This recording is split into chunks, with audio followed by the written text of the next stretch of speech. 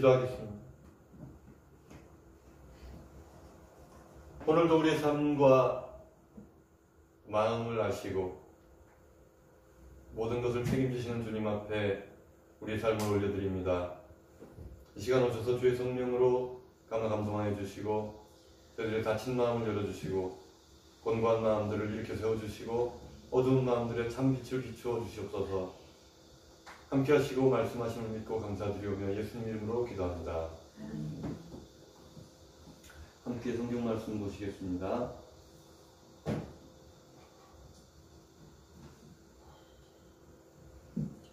여호수아 5장 2절에서 9절 말씀입니다. 함께 읽겠습니다.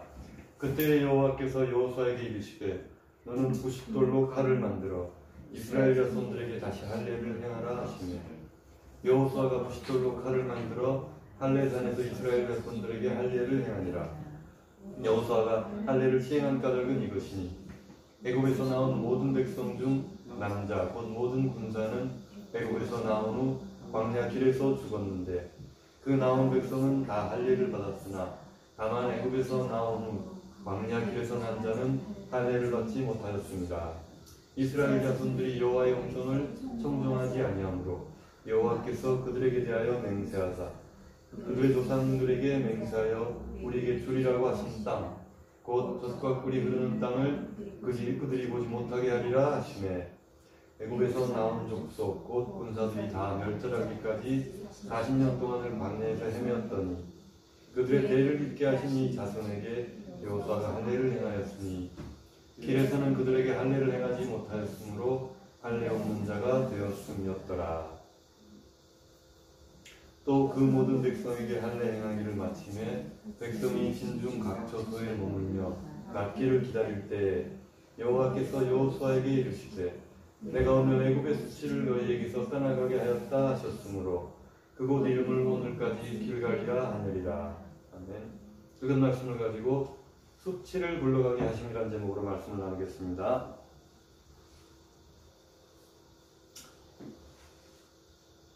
오늘 성경을 읽으면서 이게 무슨 소린가 하는 생각이 드실 겁니다.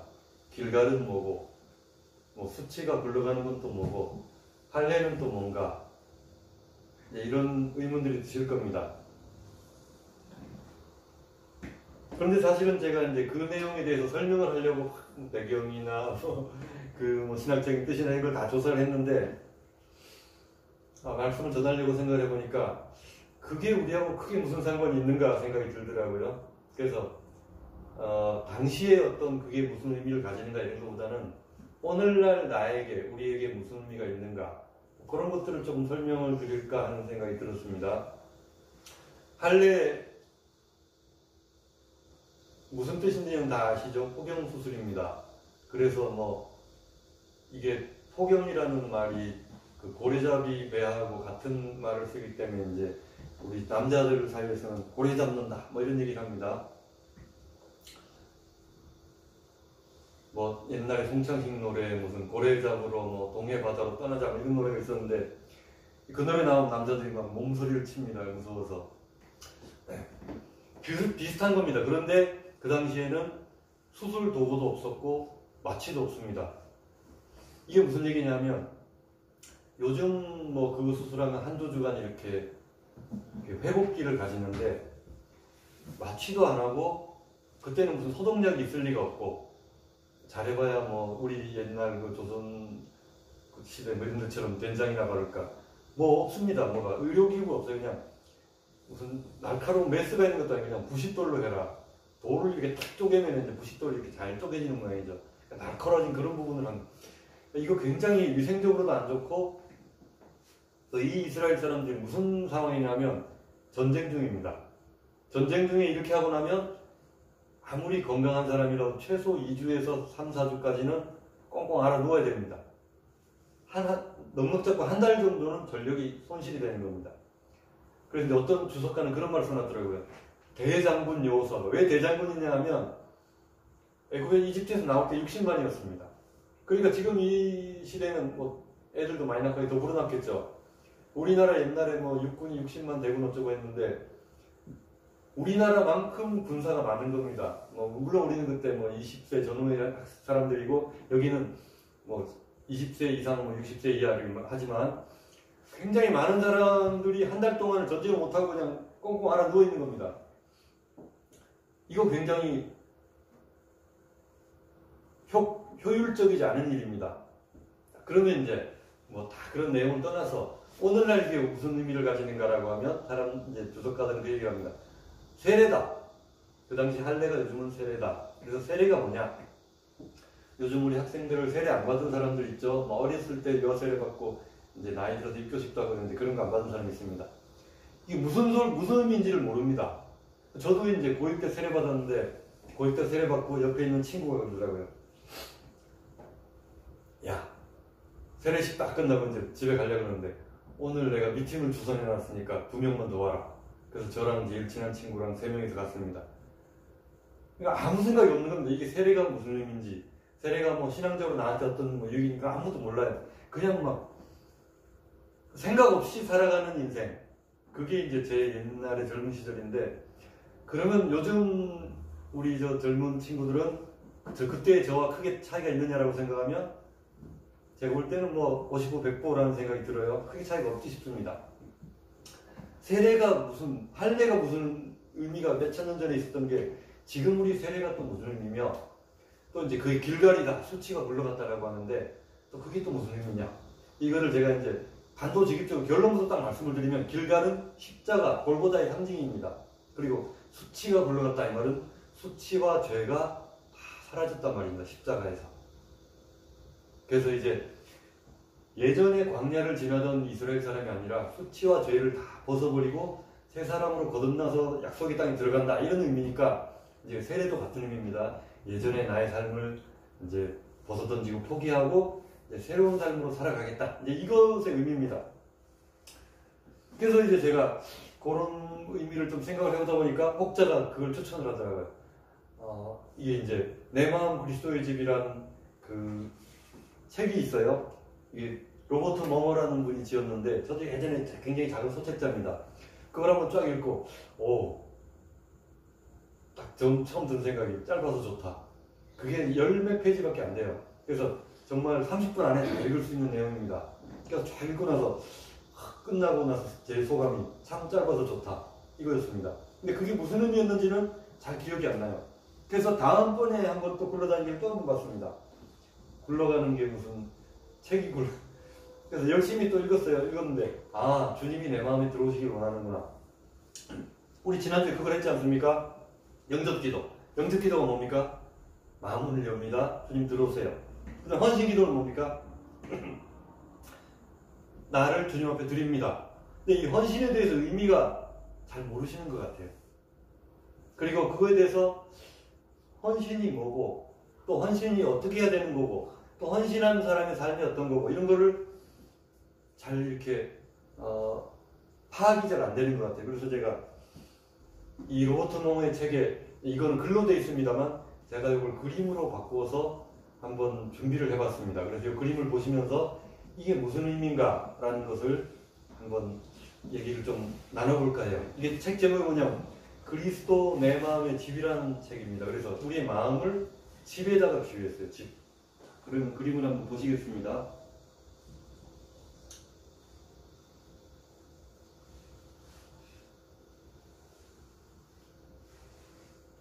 예쁜 집이 나오죠. 드림하우스입니다. 꼭 교회당처럼 생기기도 하고 이 마음에 계시록에 주님이 그런 말씀하십니다.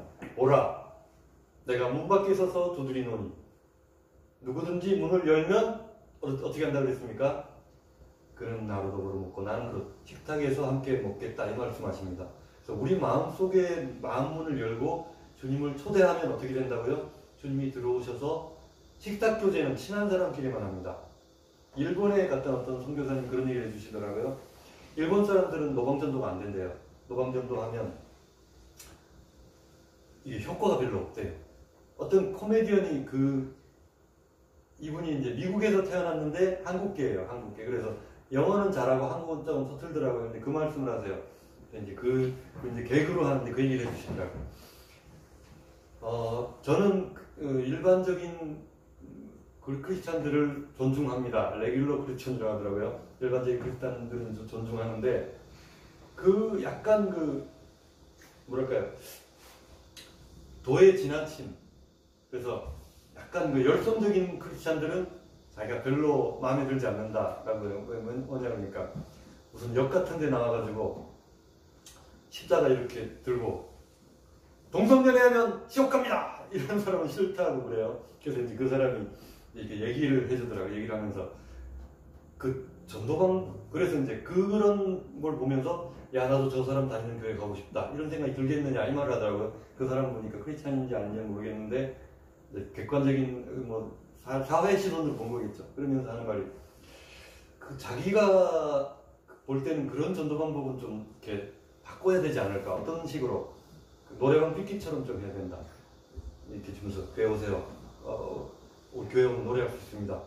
노래 혹시 다른 건 주느냐고. 식사 줍니다. 그리고 그러면 혹시 아가씨는 있냐고. 우리는 자매님이라고 부릅니다. 이러면서 웃고 쩌더라고요. 어쨌든 이거를 극단적인 부분은 좀 그렇다라고요. 그래서 부드럽게 이렇게 소화시키는 쪽으로 얘기를 하더라고요. 그래서 이제 주님도 그러신 것 같아요. 주님도 확 이렇게 근데 주님은 사실은 좀 극단적이긴 하셨는데, 이제 안 믿으면 지옥 갑니다 이런 부정적인 면을 강조한 게 아니라 부드러운 쪽으로 내가 문 밖에서 두드리고 있다. 나라 문을 열기만 하면 내가 너와 식탁 교제 친한 그걸 하겠다. 이제 이게 뭐죠? 아까 일본 얘기했죠. 일본 사람들은 범전도가 안 통하고 친분을 먼저 맺는다. 그래서 우리도 비슷해져 가는 것 같아요. 한 5년이고 10년이고 오랫동안 사귀어서 굉장히 친해졌을 때 이제 나 따라서 교회 한번 가겠느냐 이런 식으로 얘기하면 그제서야 한번 가보겠다 이렇게 되지, 관계가 형성이 안 된 상태에서는 그 전도가 안 된다고 합니다. 그게 우리도 지금 개인주의적 성향에서는 그렇게 되는 것 같아요. 주님이 그 부분 관계 전도를 말씀하시는 것 같아요. 그래서 들어오라. 여기에 내가 들어가겠다고 하시는데, 이제 우리가 지난주에 영접 기도를 했는데 그 다음에 나의 마음에서 어떤 일이 일어나는지를 제가 설명을 드리는 거예요. 그래서 이게 뭐냐면 현관입니다. 현관. 문으로 이제 아까 그 집으로 들어가는 겁니다. 그래서 똑똑해가지고 들어오세요 해서 들어갔습니다. 이제 이 얘기는 이제 그 책에 하는 사람, 로버트 몽어라는 사람이 자기가 이제 마음문을 열었을 때 주님이 어떤 일을 하셨는지를 먼저 자기의 서재로 안내를 했답니다. 서재로 들어가니까 이제 주님이 이제 그런 말씀을 하시더래요. 혹시 여기서 나와 관계되지 않는 것들, 또 내가 기뻐하지 않는 책들이 있으면 좀 정리 좀 하지 않을래? 그래서 알겠습니다. 안 본 지 오래된 책도 있고 또 주님 보시기 좀 부끄러운 책들도 있고 해서 정리를 좀 해가지고 이제 좀 서재를 좀 비웠습니다. 그래서 주님이 내가 원하는 것은 가장 가운데 성경을 좀 뽑아놨으면 좋겠다. 그리고 여기서 네가 공부할 때 다른 잡지식들이 들어오면 좀 서로 불편할 수 있으니까 내 초상화를 가운데 한번 걸어놨으면 좋겠다. 이렇게 해서 서재에 대한 얘기가 끝났어요. 또 다른 방을 좀 보여줄래? 그러니까 이제 주방으로 갔습니다. 주방으로 가니까 꽤 괜찮아 보이는 주방이죠. 여러 가지 주방의 그림들이 있었는데 제가 가장 마음에 드는 걸 골랐습니다. 그러면서 이제 그 얘기를 해요. 여기서 나랑 식사를 할래? 그럼 뭘 드릴까요? 그러니까 네가 평소에 먹는 것 좀 꺼내와봐라. 그래서 이제 마음이니까 이제 메인이 있고 사이드가 있죠. 메인을 딱 꺼내는데 이게 뭐냐 그러니까 메인은 돈과 학위와 증권 이런 것들입니다. 학위도 돈 벌려고 따는 것도 증권도 돈 불리려고 하는 게 다 돈이죠. 그래서 나는 그거 말고 좀 다른 거 먹었으면 좋겠는데 그래 뭡니까? 그러니까 주님이 하시는 말씀인 거죠. 그 말씀을 하세요. 사람이 떡으로만 살 것이 아니에요. 돈 관련입니다. 오직 하나님의 입에서 나오는 모든 말씀으로 살 것이다. 그 말합니다. 또 그 얘기를 하셔요. 너희가 떡을 먹고 나를 기적을 본 까닭이라 나를 왕상으로 하는구나 이러면서 떡에 대해서 굉장히 주님이 이렇게 좀 배제를 많이 하셔요. 돈 관련이니까 다. 그리고 사이드는 뭐냐 그러니까 명성이나 행운 같은 겁니다. 그러니까 그것도 좀 안 맞는데 기도로 좀 바꿀 수는 없겠나 그래서 그렇게 해보겠습니다. 했습니다. 다음 방으로 넘어갔습니다. 이거 식사했죠? 다음 방은 이번엔 거실입니다. 거실로 들어가니까 벽난로에 불이 켜져 있고 소파가 있고 이제 거기에 앉아서 오손도손. 그래서 이제 주님이 이제 제안을 합니다. 얘야, 그러면 내가 너하고 친하게 지내고 싶은데 친구가 되고 싶단 말이죠. 좋죠. 주님이 친구 되시면 좋잖아요. 뭐 하다못해 뭐 동사무소 석이라도 친해 놓으면 뭐라도 이렇게 혜택이 올 텐데 주님하고는 친해 놓으면 좋잖아요. 그래서 이 사람이 좋습니다 했어요. 그리고 어떻게 했냐면 아침마다 주님이 내가 아침마다 방문을 할게. 그러면 나하고 거기서 뭐 콰이트 타임도 하고 뭐 묵상 이런 거 있죠. 책 성경 뭐 이런 거 하면서 나랑 조금 좋은 시간 가지자라고 했어요. 그래서 좋겠다. 좋습니다 했어요. 근데 이제 며칠 지났는데 이 사람이 이제 바쁘잖아요. 막 그 마감도 밀리고 학생 같은 경우는 시험 기간도 있고 또 어떤 때는 뭐 너무 전날 피곤해가지고 다음날 못 일어날 때도 있고 그러다 보니까 주님을 잊고 지냈어요. 하루는 또 바쁘게 출근하느라 막 뛰어내려가는데 거실 문틈으로 누가 계신 거예요. 그래서 마음이 덜컥 내려앉았어요.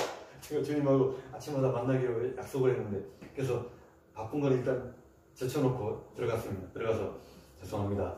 제가 너무 요즘 바빠가지고 잠시 좀 주님을 소홀히 했습니다. 라고 하니까 괜찮아. 그런데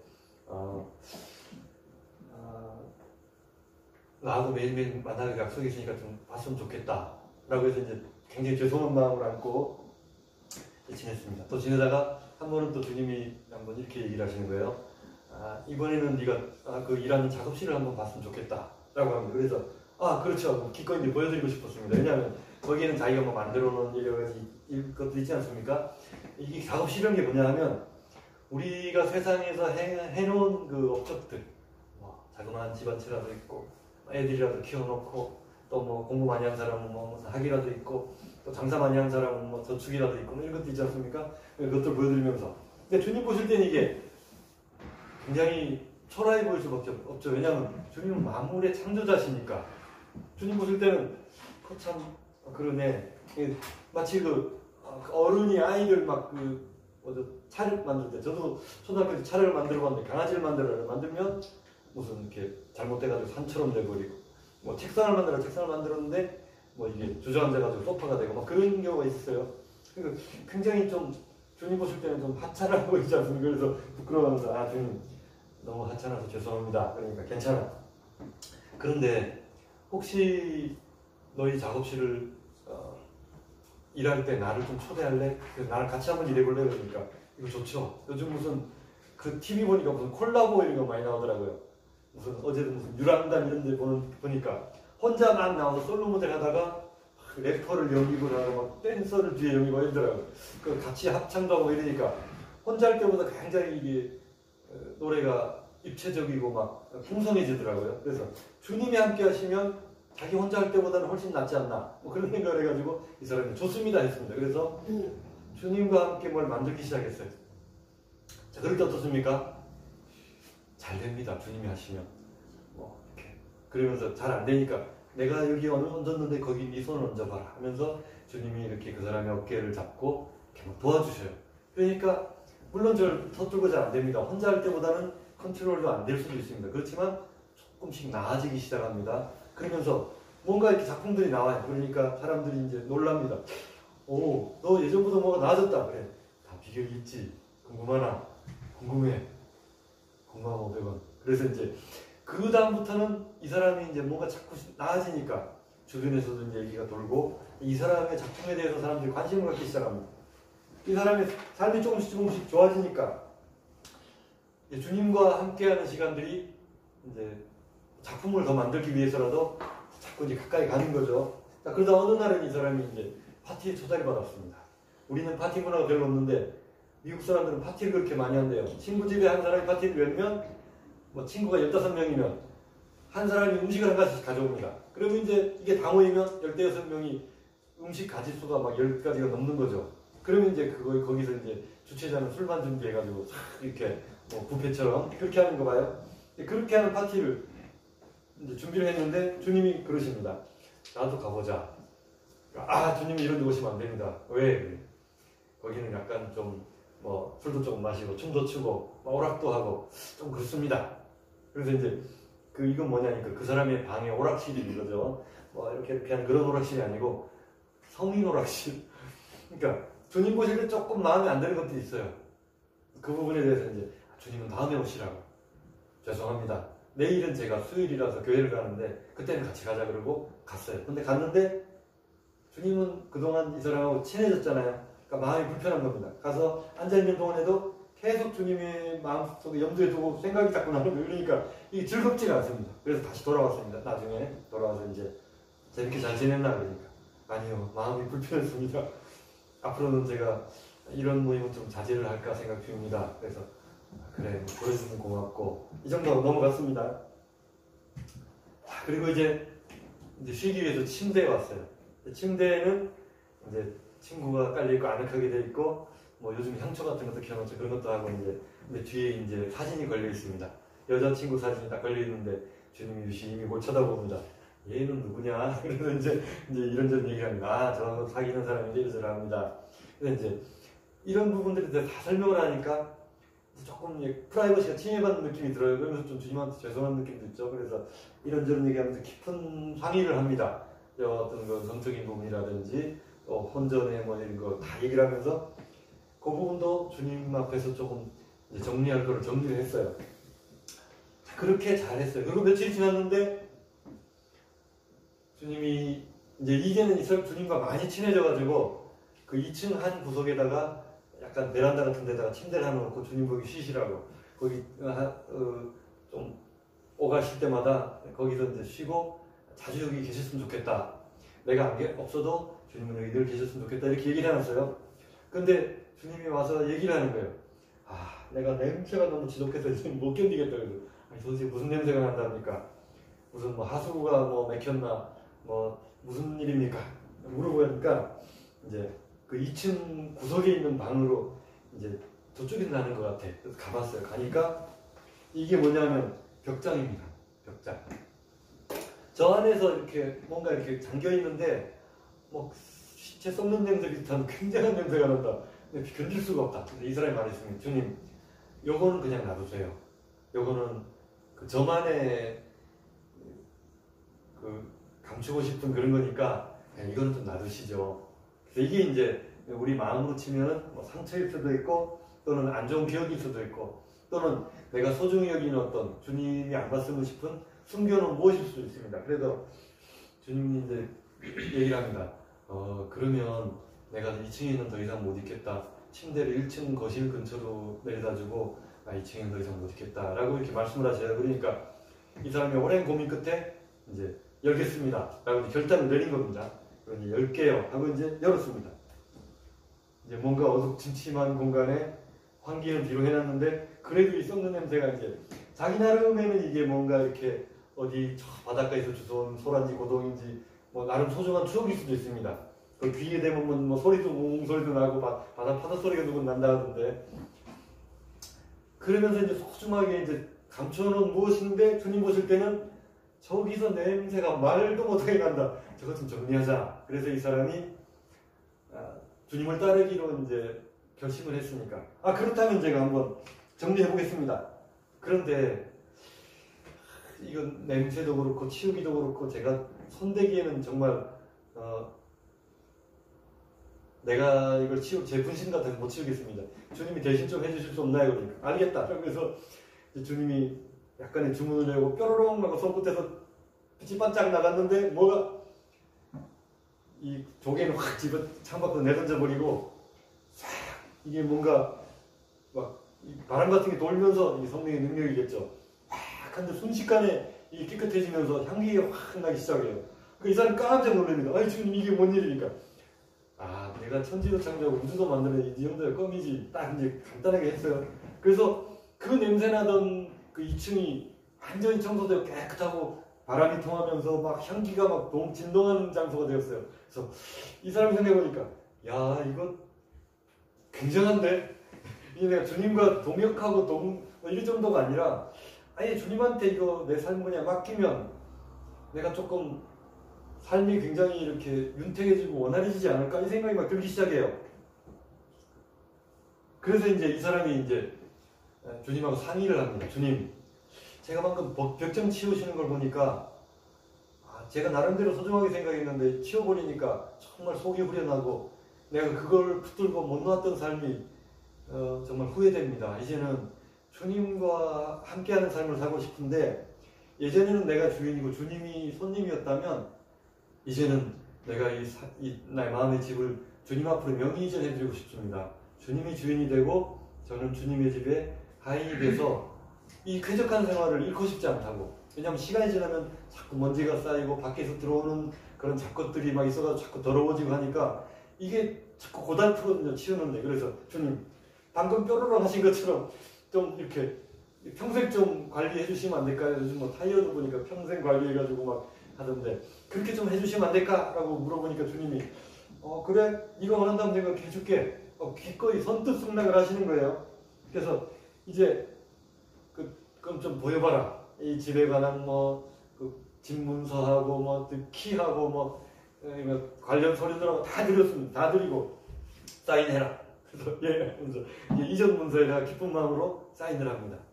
그러니까 이 예전에 나의 것이었던 것들이 이제는 다 주님께 됐는데 삶은 왠지 더 쾌적해지고 또 뭔가 이 무거운 멍이가 되죠. 짐이었던 것들이 가벼워지고 굉장히 이제 삶이 이제 원활해지고 막 풍성해지고 좋아요. 너무너무 좋아요. 그래서 이 사람의 삶의 평화와 기쁨이 되돌아오기 시작합니다. 그래서 예전에는 거실에서 쉬어도 쉬는 게 아니고 그랬는데 이제는 정말 꽤 괜찮은 삶으로 살게 되었다. 이것이 이 책의 결말입니다. 그래서 이제 제가 오늘 여러분에게 이야기를 드리면서 이런 삶으로 한번 바꿔보시지 않겠나라고 이제 제의를 드리는 겁니다. 정말 스위트홈으로 변화되는 이런 역사가 우리 삶에 일어난다는 겁니다. 그게 이제 어제 드린 헌신의 기도의 의미입니다. 지난주는 사실은 모르고 했어요. 삶을 드립니다. 잘 모르고 했지만 오늘은 그래도 제가 설명을 쭉 했으니까 이 드린 설명에 따라서 여러분들도 이 사람이 자기의 마음의 집을 주님 앞에 예수님 앞에 명의 이전해 드린 것처럼 우리들도 한번 명의 이전해 드리는 그런 절차를 밟아보시지 않겠습니까? 이것을 제가 기도문으로 만들었어요. 그래서 같이 함께 기도문을 읽으면서 이제 고백으로 드리는 기도를 하고 제가 축도하고 예배를 마무리하려고 합니다. 자, 함께 이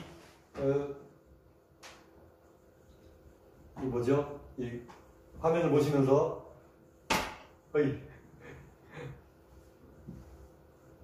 네, 고백 기도할 때는 다 같이 해야 됩니다. 잠자는 사람 있으면 안 됩니다. 같이 기도하겠습니다. 같이 따라서 읽읍시다. 그냥 같이 읽읍시다. 시작. 아버지 하나님, 지금 내 마음에 오셔서 성령의 임치심을 믿습니다. 광야에서 이스라엘 백성이 할례를 받음으로 정결한 주의 백성이 된 것처럼 내 마음을 주께 올려드립니다. 성령의 불로 내 마음과 몸에 모든 더러움과 수치를 씻어주시고 예수님의 십자가 보혈로 정결하게 하여 주시옵소서. 성령의 치유하시는 강물 속으로 나의 영혼이 달려갑니다. 씻어주시고 치료하시고 싸매어 주셔서 주의 정결한 자녀로 거듭나게 하여 주시옵소서.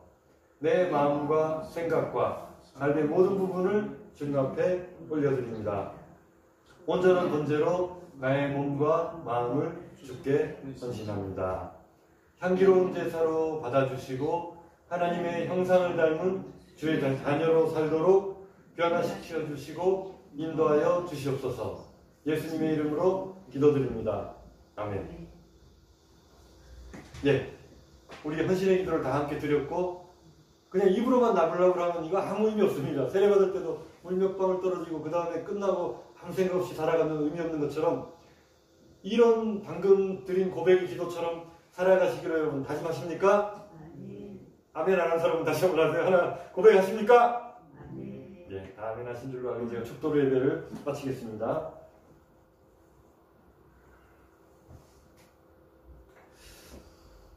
하나님, 오늘 주 앞에 우리의 삶을 드리기로 작정한 주의 자녀들이 주 앞에 나와 있습니다. 보좌 앞에서 우리의 모든 삶의 영역들, 숨기고 싶은 부분과 또 내가 내 마음대로 주장하고 싶은 부분마저도 다 주님 앞에 올려드립니다.